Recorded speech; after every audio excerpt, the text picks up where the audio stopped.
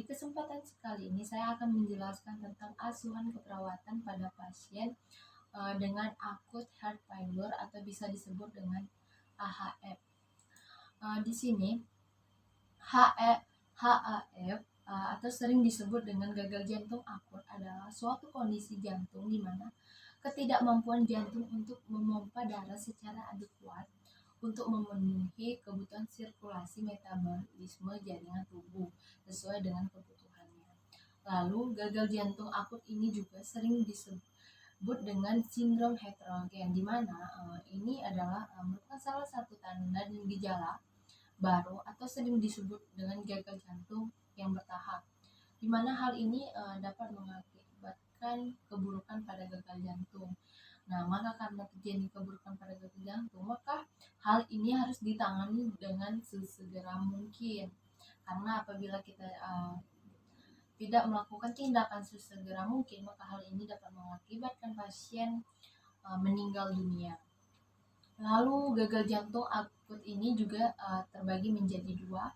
Yang pertama itu ada gagal jantung akut de novo, di mana gagal jantung akut de novo ini terjadinya ketika adanya peningkatan secara mendadak pada tekanan pengisian intrakardia atau disfungsi miokard akut. Maka hal ini juga dapat menyebabkan terjadinya penurunan fungsi perifer dan edema paru. Lalu yang kedua itu adanya gagal jantung dekompensasi akut, di mana gagal jantung dekompensasi akut ini adalah di mana pasien itu mengalami ADHD atau sering datang dengan tanda dan gejalanya itu seperti adanya kongesti, retensi cairan, seperti adanya penambahan berat badan, dyspnea saat beraktivitas, edema, dan ortopnea. Lalu selain itu juga biasanya pada pasien ada penyebab terjadinya AHF atau sering disebut dengan gagal jantung akut, di mana penyebabnya itu yang pertama itu ada gangguan irama jantung, di mana gangguan irama jantung ini seperti adanya aritmia vestikular, aritmia suprapartikular, dan bradikardi. Lalu yang kedua adanya kebutuhan metabolik yang meningkat. Nah, kenapa hal ini biasanya yang meningkat itu seperti adanya anemia dan tirotoksikosis. Lalu terjadinya kegagalan pada miokard, di mana terjadinya kegagalan pada miokard ini yang diakibatkan oleh sindrom koroner akut dan miokarditis. Nah, lalu adanya beban tekanan yang terlalu berlebihan, maka hal inilah yang dapat mengakibatkan terjadinya hipertensi, stenosis, dan juga koarctio pada aorta. Lalu selain itu juga adanya hambatan pada pengisian jantung yang disebabkan karena adanya tamponan di jantung dan juga perikarditis konstriktif. Lalu yang terakhir itu adanya beban volume. Nah, di sini dari penyebab itu maka timbullah tanda dan gejala yang dapat terjadi pada pasien gagal jantung akut ini, bisa disebut dengan AHF.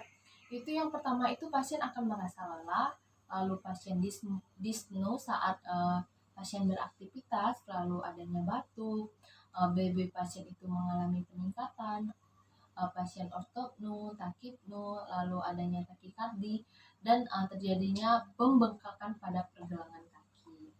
Lalu selain itu juga maka kita dapat melakukan pemeriksaan penunjang pada pasien gagal jantung akut itu. Yang pertama itu kita melakukan ronsen dada. Yang kedua itu kita bisa melakukan BNP atau bisa disebut dengan brain natriuretic PDT. Lalu kita juga melakukan pemeriksaan elektrokardiografi atau sering disebut dengan EKG. Lalu di sini adapun asuhan keperawatan yang dapat kita lakukan pada pasien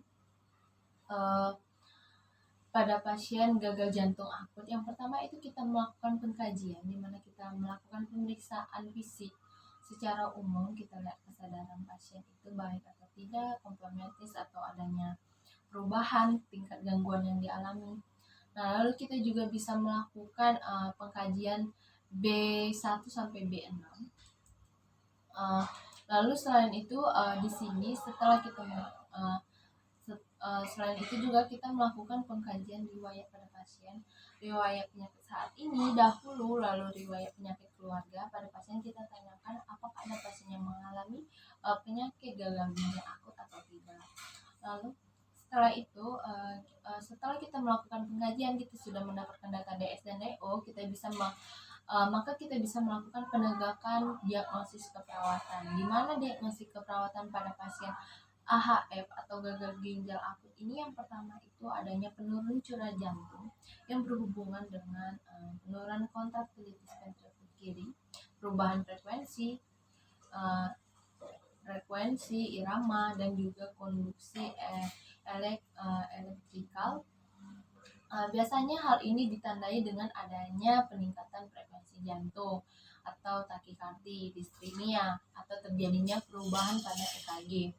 Lalu yang kedua itu adanya nyeri akut, di mana nyeri akut ini berhubungan dengan kurangnya suplai darah ke miokardium, adanya perubahan metabolisme, dan juga peningkatan produksi asam laktat. Nah, maka hal ini juga dapat ditandai dengan adanya nyeri dada, di mana skala 0 sampai 10, lalu pasien tampak meringis, lalu gelisah, peningkatan perfusi perifer. Lalu yang terakhir itu adanya pola napas tidak efektif berhubungan dengan pengembangan paru tidak optimal, kelebihan cairan di bagian paru yang dapat ditandai dengan pasien mengalami sesak, tampak menggunakan otot bantu pernapasan, dyspnea, peningkatan frekuensi napas, dan penapasan cuping hidung, dan juga pasien tampak gelisah. Lalu selain itu kita juga bisa melakukan perencanaan. Setelah kita melakukan penegakan diagnosis, kita melakukan perencanaan apa yang sesuai dengan diagnosis yang sudah kita tegakkan ini, tindakan apa yang akan kita lakukan kepada pasien. Setelah itu kita melakukan implementasi, di mana implementasi ini kita langsung dari perencanaan itu kita langsung terapkan kepada pasien. Lalu setelah itu kita melakukan evaluasi dari pertama sampai ke implementasi. Apakah tindakan yang sudah kita lakukan itu apakah sudah teratasi atau belum teratasi, atau pasien mengalami peningkatan atau juga pasien mengalami penurunan. Mungkin itu saja yang bisa saya jelaskan tentang asuhan keperawatan pada pasien AHF atau gagal ginjal akut. Saya ucapkan terima kasih dan selamat pagi.